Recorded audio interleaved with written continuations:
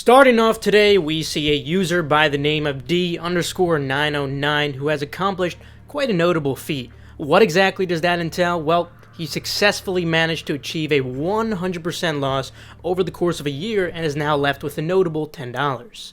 However, at his peak, D909 had over $1 million in his account.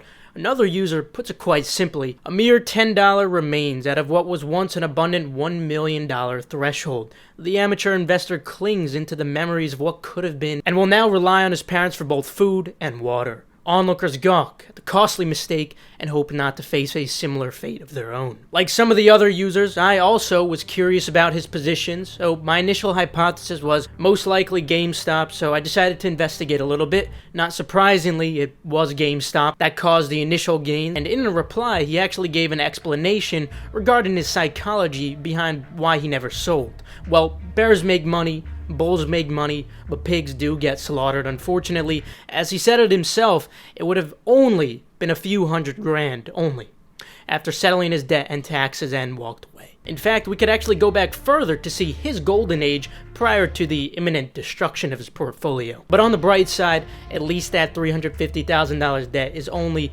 $349,990 in debt. I wish you the best of luck on your future endeavors, 909, and much respect to your honesty, of course. Next up, we have a post deriving from user Porkies, who made $120,000 from his life savings of $50,000, all to lose it all but $3,000. He decided to YOLO everything on call options prior to Netflix and Facebook earnings, and unfortunately, it really could not have gone worse. Facebook, for example, was trading at $320 and dropped to about $240 after earnings. I believe it was actually the largest dip they've ever had in their history. I'm sure it didn't help that Apple increased their privacy this year, reducing the potential profit Facebook could make in the future, or Meta, whatever you want to call it. Hopefully, as one user did point out though, he did keep taxes in mind for these decisions, because it definitely could be a whole lot worse too. More importantly, hopefully he can learn from these mistakes. Moving on, we see user J19, whose forward calls have drifted into oblivion, and as of today, most likely have gotten a lot worse after their earnings. Jay had March 4th strikes at $27, so it's unlikely that they'll recover, unfortunately. Hopefully these earnings will incentivize our president to at least pronounce the word Tesla, because according to him, Ford and GM are somehow leading the EV revolution. But yeah, a lot of hype behind Ford and GM because they're selling out of their EVs, and the president keeps praising them, but don't forget their poor margin on EVs compared to their motor vehicles, not to mention the very small fraction of their sales actually deriving from EVs in the first place. In fact, I believe ARK Invest actually opened up short positions on both of these as well. But anyway, considering Jay believes it is very important that Henry Ford is the father of the assembly line, allowing for efficient production, I would also think that he'd also acknowledge how immensely efficient Tesla has also become in their production lines as well, not to mention their upcoming AGI bots that they announced in their earnings call. But it seems like Jay actually heavily dislikes Tesla and Elon Musk.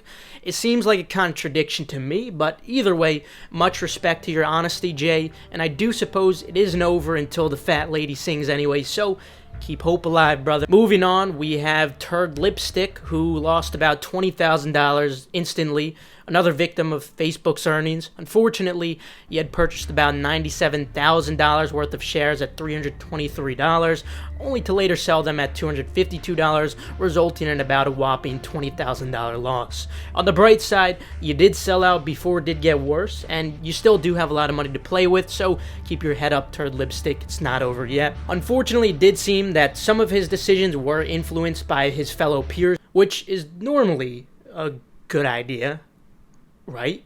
Anyway, that will conclude it for today.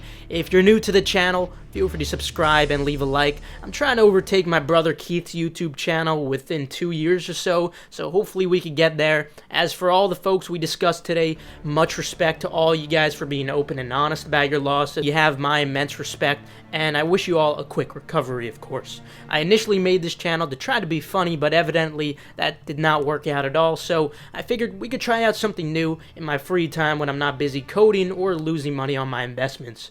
But yeah, I'll see you guys later.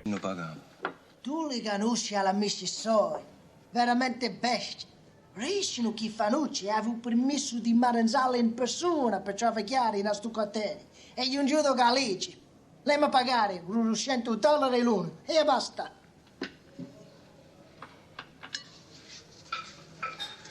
per chi la può pagare?